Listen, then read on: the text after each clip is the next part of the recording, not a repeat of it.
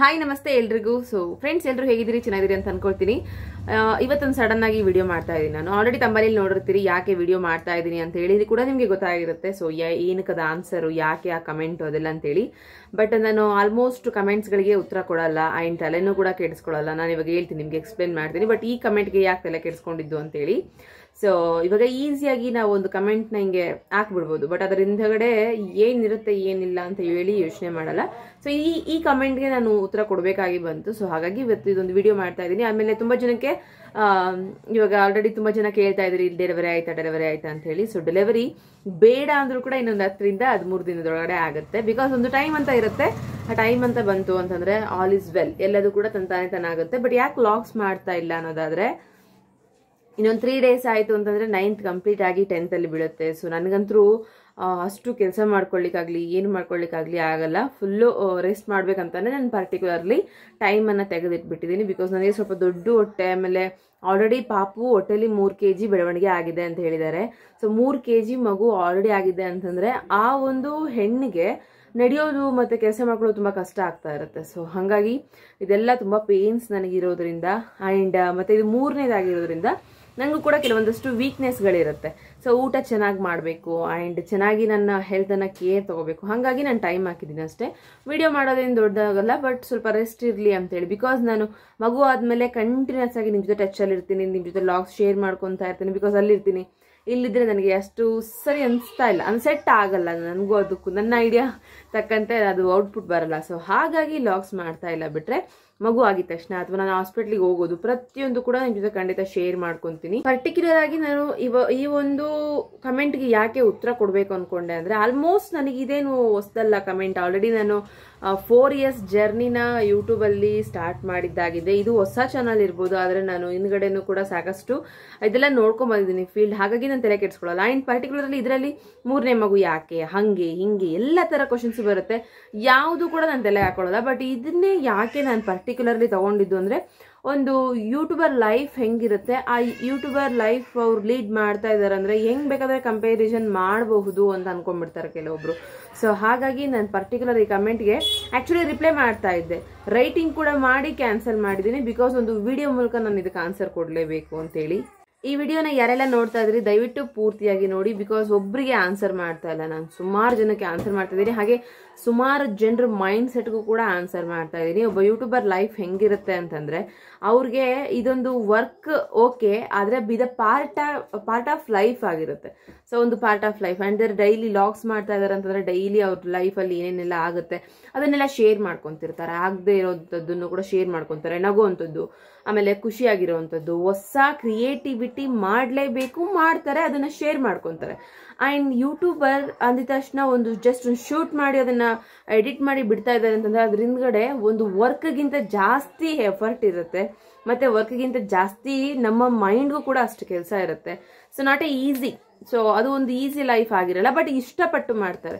So ಅದು ಒಬ್ಬ ಯೂಟ್ಯೂಬರ್ಗೆ ಇರುವಂಥ ಪವರ್. ಇವಾಗ ಏನಾದರೂ ಒಂದು ಕೆಲಸ ನಾವು ಇಷ್ಟಪಡದೆ ಹೋದ್ರೆ ಮಾಡ್ಲಿಕ್ಕೆ ಸಾಧ್ಯ ಇಲ್ಲ. ಆಲ್ಮೋಸ್ಟ್ ನಾನು ಯಾವುದಾದ್ರೂ ಒಂದು ಯೂಟ್ಯೂಬ್ ಚಾನಲ್ ನೋಡ್ತಾ ಇದ್ದೀನಿ ಅಂತಂದ್ರೆ ಅದ್ರ ಹಿಂದ್ಗಡೆ ಅವ್ರು ಏನು ಕಷ್ಟ ಪಟ್ಟಿರಬಹುದು ಆ್ಯಂಡ್ ಎಫರ್ಟ್ ಏನು ಹಾಕಿರ್ಬೋದು ಅಂತ ಹೇಳಿ ಯೋಚನೆ ಮಾಡ್ತಾ ಇರ್ತೀನಿ. ಸೊ ಹಾಗೆ ನೀವೆಲ್ಲ ಯಾರೆಲ್ಲ ಲಾಗ್ಸ್ ನೋಡ್ತಾ ಇರ್ತೀರಿ ಮತ್ತು ವಿಡಿಯೋಸ್ ನೋಡ್ತಾ ಇರ್ತೀರಿ, ಎನಿಥಿಂಗ್ ಎನಿ ಫೀಲ್ಡ್, ಯಾವುದೇ ಒಂದು ವಿಡಿಯೋಸ್ ಆಗಿರಲಿ ತುಂಬ ಈಸಿಯಾಗಿ ಕ್ರಿಯೇಟ್ ಅಂತರೂ ಆಗಲ್ಲ. ಅದಕ್ಕೆ ಆಗಿರ್ತಕ್ಕಂಥ ಟೈಮು, ಅದಕ್ಕೆ ಆಗಿರುವಂಥ ಕ್ರಿಯೇಟಿವಿಟಿ, ವರ್ಕ್ಸ್ ಅದೆಲ್ಲ ನಡ್ಕೊಂಡು ಮಾಡಿಕೊಂಡು ಒಂದು ರೀಲ್ ಮಾಡಬೇಕು ಅಂತಂದರೆ 60 ಸೆಕೆಂಡ್, 1 ನಿಮಿಷದ ವಿಡಿಯೋ ಎಷ್ಟು ನಿಮಿಷ ಶೂಟ್ ಮಾಡಬೇಕಾಗಿರುತ್ತೆ ಗೊತ್ತಾ? ಸೊ ಹಿಂಗೆ ನಾರ್ಮಲೈಸ್ ಆಗಿ ಯೋಚನೆ ಮಾಡಬೇಡಿ ದಯವಿಟ್ಟು ಯೂಟ್ಯೂಬರ್ ಲೈಫ್ನ. ಸೊ ಎಲ್ಲರಿಗಿಂತ ಸ್ವಲ್ಪ ಡಿಫ್ರೆಂಟ್ ಆಗಿರುತ್ತೆ. ಡಿಫ್ರೆಂಟ್ ಆಗಿ ಎಫರ್ಟ್ ಕೂಡ ಹಾಕಿರ್ತಾರೆ. ವಿಡಿಯೋ ಮಾಡೋದ್ರ ಜೊತೆ ಎಲ್ಲಾ ರೀತಿಯ ಕ್ವಶನ್ಸ್ಗೂ ಕೂಡ ಆನ್ಸರ್ ಮಾಡಬೇಕಾಗುತ್ತೆ, ಎಲ್ಲಾ ರೀತಿಯ ಕಮೆಂಟ್ಸ್ಗಳನ್ನ ತಗೊಳ್ಬೇಕಾಗುತ್ತೆ. ಆ್ಯಂಡ್ ಪರ್ಟಿಕ್ಯುಲರ್ಲಿ ಇವಾಗ ಯೂಟ್ಯೂಬರ್ ಲೈಫ್ ಏನು ಅಂತ ಹೇಳೋದಾದ್ರೆ ಹೇಳಿದೆ. ಬಟ್ ನನ್ನ ಲೈಫ್ ಏನು ಅಂತಂದ್ರೆ, ಆ್ಯಕ್ಚುಲಿ ನನಗೆ ಯೂಟ್ಯೂಬ್ ತುಂಬ ಇಂಪಾರ್ಟೆಂಟ್. ಸೊ ಯಾಕೆಂದರೆ ನನ್ನ ನಾನು ವರ್ಕಾಗಿ ಕೂಡ ತಗೊಂಡಿದ್ದೀನಿ, ಪಾರ್ಟ್ ಆಗಿ ಕೂಡ ತಗೊಂಡಿದ್ದೀನಿ. ಸೊ ಹಾಗಾಗಿ ನನಗೆ ಯೂಟ್ಯೂಬ್ ತುಂಬ ಇಂಪಾರ್ಟೆಂಟ್. ಸೊ ಮಾಡಲೇಬೇಕು. ಆ್ಯಂಡ್ ಇವಾಗ ಹೊಟ್ಟೆ ತುಂಬಬೇಕು ಅಂದರೆ ಎಲ್ಲರೂ ಒಂದೊಂದು ಕೆಲಸ ರೀತಿ ಮಾಡ್ತಿರ್ತಾರೆ ಅನ್ನೋ ರೀತಿ ನಾವು ಕೂಡ ಯೂಟ್ಯೂಬನ್ನ ನಂಬೆ ಏನೋ ಒಂದು ಮಾಡ್ತಾ ಇರ್ತೀವಿ. ನಾನು ಅಷ್ಟೇ ಅಲ್ಲ, ಯಾರೆಲ್ಲ ಯೂಟ್ಯೂಬ್ಗೋಸ್ಕರ ಮೈಂಡ್ನ ಸೆಟ್ ಮಾಡ್ಕೊಂಡು ಡ್ರೀಮ್ ಮಾಡಿರ್ತಾರೆ, ಸೊ ಅವ್ರದ್ದೆಲ್ಲ ಇದೇ ಕಥೆ ಆಗಿರುತ್ತೆ, ಲೈಫ್ ಆಗಿರುತ್ತೆ. ಆ್ಯಂಡ್ ಒಂದು ಕಂಟೆಂಟ್ಗೋಸ್ಕರ ಅಂತ ಬರುತ್ತಲ್ಲ. ಸೊ ಇವಾಗ ನಾನು ನಿಮಗೆ ಆನ್ಸರ್ ಕೊಡೋದಾದ್ರೆ, ಆ್ಯಕ್ಚುಲಿ ಕಂಟೆಂಟ್ ಬೇಕೇ ಬೇಕು. ಒಂದು ವರ್ಷದಲ್ಲಿ 365 ದಿನ ಇದೆ ಅಂತಂದ್ರೆ ಇವಾಗ ಯಾರು ಕಮೆಂಟ್ ಮಾಡಿದ್ದಾರೆ, ಸೊ ನಾನು ನಿಮಗೆ ಕ್ವಶನ್ ಮಾಡ್ತಾ ಇದ್ದೀನಿ, 365 ದಿನ ನೀವು ಒಂದೇ ತಿಂಡಿ ಮಾಡ್ತೀರಾ ಅಥವಾ ಒಂದೇ ರೀತಿಯಾಗಿ ಮಾತಾಡ್ತೀರಾ, ಮನೇಲಿ ಕಮ್ಯುನಿಕೇಶನ್ ಮಾಡೋಕೆ ಸಾಧ್ಯ ಆಗುತ್ತಾ? ನೆವರ್. ಅದನ್ನ ನೀವು ಕಂಟೆಂಟ್ ಅನ್ಬೋದಾ? ಅದನ್ನ ನೀವು ಕಂಟೆಂಟ್ ಅಂತಿದ್ದೀರಿ ಅಂತಂದ್ರೆ ಅಫ್ಕೋರ್ಸ್ ನಮ್ದು ಕೂಡ ಕಂಟೆಂಟ್. ರಿಪ್ಲೈ ಮಾಡಿರೋಂಥ ಕಮೆಂಟ್ ಏನಿದೆ ಅದು ಕೂಡ ಒಂದು ಚಾನಲ್. ನೀವು ಕೂಡ 4 ವಿಡಿಯೋಸ್ ಅಪ್ಲೋಡ್ ಮಾಡಿದಿರಿ, ಒಂದು ಕ್ರಾಫ್ಟ್ ಬಗ್ಗೆ ಮಾಡ್ತಾ ಇದ್ದೀರಿ. ಆಕ್ಚುಲಿ ಕ್ರಾಫ್ಟ್ ಅಂತಂದ್ರೆ ಒಂದೇ ಡಿಸೈನ್ ಮಾಡ್ಲಿಕ್ಕೆ ಸಾಧ್ಯ ಆಗುತ್ತಾ? ಪ್ರತಿದಿನ ಕಂಟೆಂಟ್ ಕ್ರಿಯೇಟ್ ಮಾಡಲೇಬೇಕು ನೀವು. ಸೊ ನೀವೇನಕ್ಕೋಸ್ಕರ ಮಾಡ್ತಾ ಇದ್ದೀರಿ? ಸೊ ಕಂಟೆಂಟ್ ಅಂತಂದ್ರೆ ಆಕ್ಚುಲಿ ಒಬ್ಬ ಯೂಟ್ಯೂಬರ್ಗೆ ಕಂಟೆಂಟ್ ತುಂಬಾ ಇಂಪಾರ್ಟೆಂಟ್. ಎಸ್, ನಾವು ಕಂಟೆಂಟ್ ಕ್ರಿಯೇಟ್ ಮಾಡಿದ್ರೇನೆ ನಮ್ ದುಡಿಮೆ ಆಗೋದು, ಅಂಡ್ ಕಂಟೆಂಟ್ ಕ್ರಿಯೇಟ್ ಮಾಡಿದ್ರೇನೆ ನಮ್ಮ ಹೊಟ್ಟೆ ತುಂಬೋದು. ಹಾಗೆ ಕಂಟೆಂಟ್ ಕ್ರಿಯೇಟ್ ಮಾಡಿದ್ರೆ ತಾನೇ ಇವತ್ತು ಲಕ್ಷ ಗಂಟಲೆ ವ್ಯೂಸ್ ಬರ್ತಾ ಇದೆ. ಸೊ ಲಕ್ಷ ಗಂಟಲೆ ವ್ಯೂಸ್ ಬರ್ತಾ ಇದೆ ಅಂತಂದ್ರೆ ಸುಮ್ಮನೆ ಮಾತಲ್ಲ ಅಲ್ವಾ, ಏನೋ ಒಂದು ಕಂಟೆಂಟ್ ಇದೆ ಅಂತಾನೆ ಅರ್ಥ. ಸೊ ರೆಸ್ಪೆಕ್ಟ್ ಕೊಡಿ ಆ ಒಂದು ಕಂಟೆಂಟ್ಗೆ. ಹಾಗೆ ಕಂಟೆಂಟ್ ಅನ್ನೋದೇ ಎಲ್ಲದೂ ಅಲ್ಲ. ಸೊ ಇದನ್ನ ನಾನು ನಿಮ್ಗೆ ಪರ್ಟಿಕ್ಯುಲರ್ ಆಗಿ ಹೇಳಕ್ ಇಷ್ಟಪಡ್ತೀನಿ.